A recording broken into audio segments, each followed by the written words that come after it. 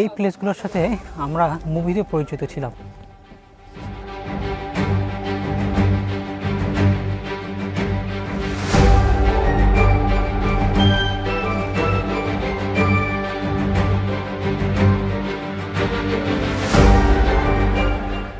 Good morning সবাইকে, কি খবর সবার? আশা করি সবাই ভালো আছো। এখন আমি আছি তুরস্কের আন্তালিয়া শহরে। এখন সকাল 6টা বাজে আর আজকে আমি আন্তালিয়া থেকে যাব পামুকেল্লেতে। গত ভিডিওতে আমি পামুকেল্লের কটন ক্যাসেলটা দেখিয়েছিলাম আর আজকে আমরা ঘুরে দেখব হিয়েরোপোলিস, যেখানে 2nd সেঞ্চুরির রোমান থিয়েটার আছে এবং সেই এরিয়ার আশেপাশে কি আছে সেটাই আমরা ঘুরে দেখব। তাহলে চলো শুরু করা যাক। আমাদের ড্রাইভার আমাদের সকাল 6:30টায় পিক করে এবং তারপর 1.5 ঘন্টা ড্রাইভ করার পর আমাদেরকে একটা ব্রেক দেয় ব্রেকফাস্টের জন্য। আর আমাদের এই ট্যুরটাতে খরচ হয়েছে 32 ইউরো, যেখানে আমাদের ব্রেকফাস্ট এবং লাঞ্চ ইনক্লুডেড।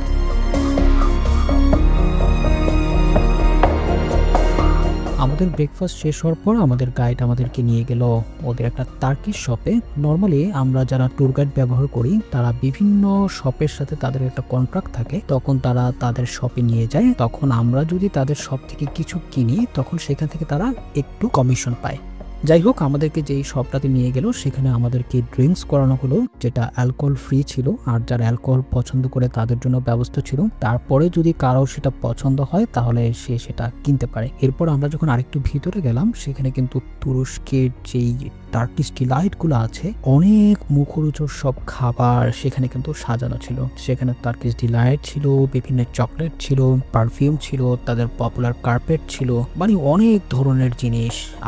আপনি যখন দেখবেন তখন আপনার কাছে মনে হবে যে আমি সবই কিনে নিয়ে যাই, আর আমি এখান থেকে যা কিছুই কিনবো তার একটা ছোট্ট পার্সেন্টেজ আমার ট্যুর কোম্পানি বা ট্যুর গাইড পাবে।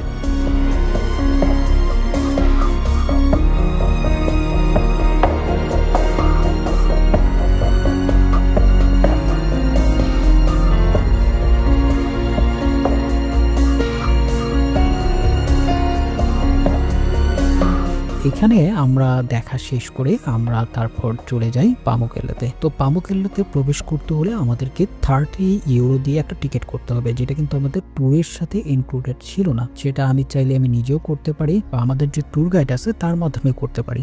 সো আমরা যেহেতু একটা বাসে অনেক মানুষ ছিলাম তাই আমাদের ট্যুর গাইড সবার থেকেই তখন টাকা তুলে নেয়, তারপর তাদের লোক ছিল তার মাধ্যমে সেই টিকিটটা কিন্তু করে ফেলে।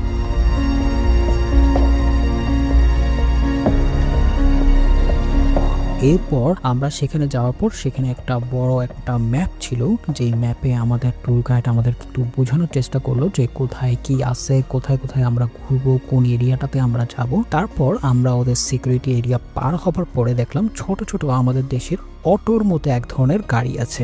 আপনার যদি হাঁটাহাঁটি করতে কষ্ট হয় বা আপনার যদি এজ একটু বেশি হয় তখন কিন্তু আপনি এই অটোগুলো দিয়ে এই এরিয়াটা ঘুরে দেখতে পারেন, কারণ একটা সময় এই এরিয়াতে প্রায় 1 লক্ষ মানুষ বাস করতো। সো 1 লক্ষ মানুষের এরিয়া ছোট হবে না, সেটাই কিন্তু স্বাভাবিক। আপনি যদি এই অটোগুলো দিয়ে ঘুরতে চান তাহলে কিন্তু আপনাকে এক্সট্রা ফি দিতে হবে। যাই হোক, আমরা যখন আরেকটু সামনের দিকে যাওয়া শুরু করলাম তখন আমাদের সামনে দৃশ্যমান হওয়া শুরু হলো আজ থেকে প্রায় 2100 বছর আগের সেই নিদর্শনগুলো।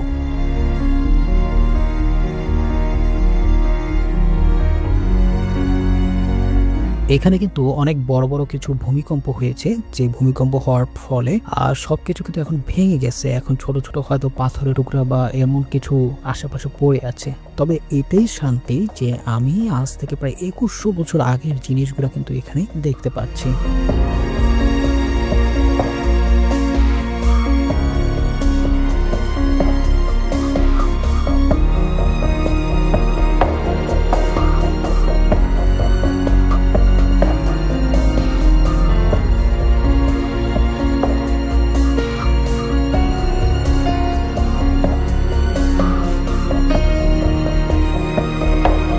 এরপরে আমরা আরেকটু সামনে যাবার পরে আপনার চোখে যেটা পড়বে সেটা হলো কিলোপ্যাট্রা সুইমিং পুল। তো এইখানকার আরেকটা আকর্ষণীয় জিনিস হলো এখানে যারা ঘুরতে আসে তারা এই কিলোপ্যাট্রা সুইমিং পুলে একটু গোসল করে যায়।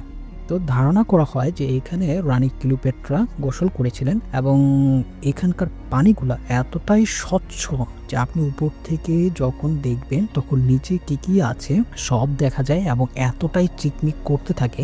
আর নিচে কিন্তু সেই রোমান সময়ের যেই পাথরগুলো ছিল সেগুলো কিন্তু এখনো ভাঙা টুকরা পড়ে আছে। আর এইখানকার যে পানিগুলা, এই পানিগুলা স্বাস্থ্যের জন্য বেশ উপকারী। যারাই আসে অল্প সময় হলেও তারা কিন্তু এখানে একটা শর্ট টাইমের জন্য একটা শাওয়ার নিয়ে ফেলে। আর এখানে শাওয়ার নেওয়াটা কিন্তু ফ্রি না, এক্সট্রা একটা চার্জ দিতে হয়। আর এখানে ভিডিওগ্রাফিও করা যাবে না, ফটোগ্রাফি ভিডিওগ্রাফি করা এখানে নিষেধ, কারণ এখানে অনেকেই অনেকভাবে গোসল করে, সো তাদের প্রাইভেসির কথা মাথায় রেখে এটা নিষেধ করা হয়েছে।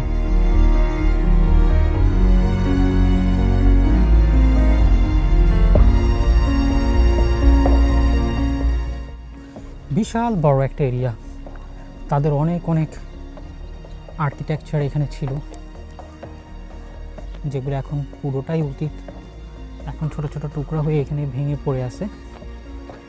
আর এই জায়গাটা দেখার জন্য প্রতি বছর অনেক অনেক মানুষ আসে, মানে যারা তুরস্কতে আসে তাদের লিস্টে থাকেই যে তারা পামুককেল্লেটা দেখবে। আর পামুককেল্লের এই এরিয়াটার ভিতরেই হিরোপোলিস মিউজিয়াম, হিরোপোলিস থিয়েটার, তারপরে পামুককেল্লে যেটাকে আমরা কটন ক্যাসেল বলি সেটা আছে। এখন আমরা হিরোপোলিস থিয়েটারের দিকে যাচ্ছি। এই থিয়েটারটা 2nd সেঞ্চুরিতে বানানো হয়েছিল তাদের এন্টারটেইনমেন্টের জন্য। এখানে প্রায় একসাথে 10,000 মানুষ বসতে পারত। আর এখানে তখন তাদের বিনোদনের জন্য তারা গ্ল্যাডিয়েটর যারা ছিল তারা এখানে যুদ্ধ করত। চিন্তা করা যায় কত কত বছর পুরনো। ও মাই গড।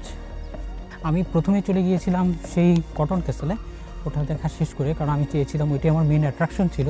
আর আমি যখন এখানে ল্যান্ড করি তখন বেশ বৃষ্টি হচ্ছিল আর তখন ঠান্ডাও লাগতেছিল। মনটাও তখন খারাপ হয়ে গেছিলো, কারণ আমি যখন কাপাটকিতে গেছিলাম পুরো দিনটাই স্নো বৃষ্টি, তো সেভাবে করে আমি যখন বেলুন দেখতে পারি নাই, আমি ভালো করে ফটো তুলতে পারি নাই, কারণ বৃষ্টির মধ্যে যা করেছি সব বৃষ্টির মধ্যে করতে হয়েছে। আর এখানেও যখন সেম জিনিসটাই পেয়েছিলাম, কারণ আমি যখন আন্তর্জাতিক থেকে আসি তখন কিন্তু ওখানে বেশ গরম ছিল। আর এখানে আসার পর মানে এদের এক একটা প্রদেশে এক একটা অঞ্চলে টেম্পারেচার সব কিছুই যেন চেঞ্জ হয়ে যায়। আমাদের গাইড বলল ওদের এই সময়টাতে কোনো ভরসা নাই, যে কোনো সময় বৃষ্টি দেখবো, যে কোনো সময় রোদ দেখবো, স্নো দেখবো, মানে সব কিছুর একটা ফ্লেভার এই সময়টাতে নাকি পাওয়া যায়। ও একটু উঁচুতে উঠতে হইতেছে, তাই আমি টায়ার্ড হয়ে গেছি অনেকটা।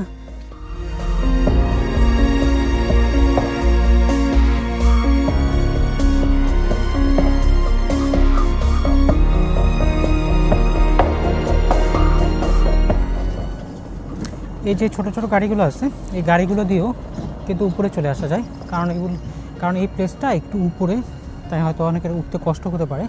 তখন এই গাড়িগুলো দিয়ে সহজেই উপরে চলে আসা যায়। অবভিয়াসলি এটার জন্য এক্সট্রা পে করতে হবে।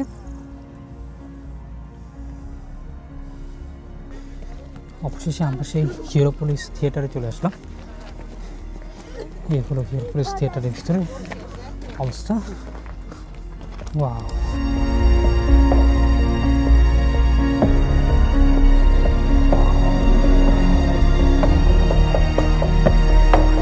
এখনো দেখা যাচ্ছে কত স্ট্রং।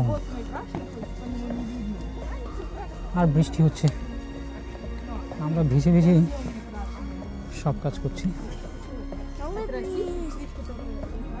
এই প্লেসগুলোর সাথে আমরা মুভিতে পরিচিত ছিলাম, কিন্তু আজকে বাস্তবে এখানে দাঁড়ায় আছি, এখানে দেখতেছি 2nd সেঞ্চুরির একটা স্ট্রাকচার। এটা কত কত পুরনো, প্রায় আজ থেকে 2000 বছরের পুরনো। এইখানে এই গ্যালারিটাতেই প্রায় একসাথে 10,000 মানুষ বসতে পারতো এবং ওই ছোট্ট ওই জায়গাটাতেই খেলা হতো এবং তারা এখানে এন্টারটেইনমেন্ট করতো।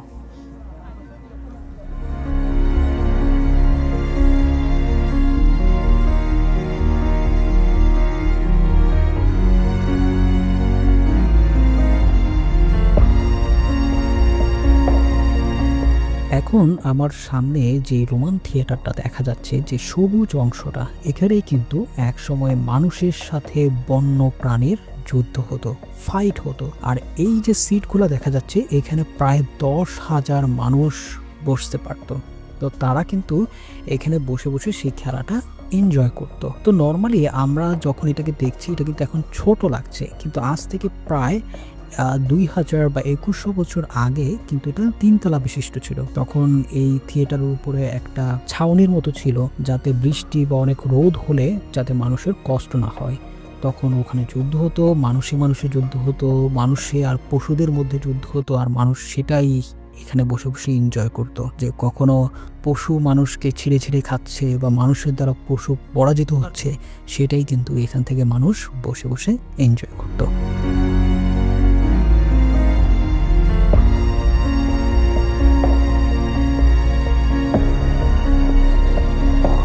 এই এরিয়াটাতে বেশ বড় বড় কিছু ভূমিকম্প হয়, এবং ভূমিকম্প হওয়ার পরে 1300 সালের দিকে এটাকে পরিত্যক্ত ঘোষণা করা হয়।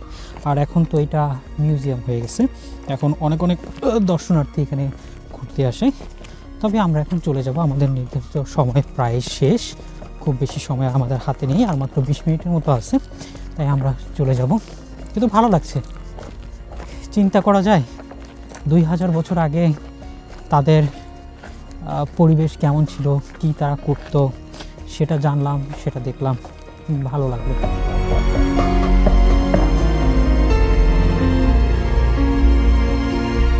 আর পিছনে এত বড় বড় পাহাড় আর মেঘ, আর ওয়েদারটা তো দেখেই বোঝা যাচ্ছে কি পরিমাণ মেঘ হচ্ছে।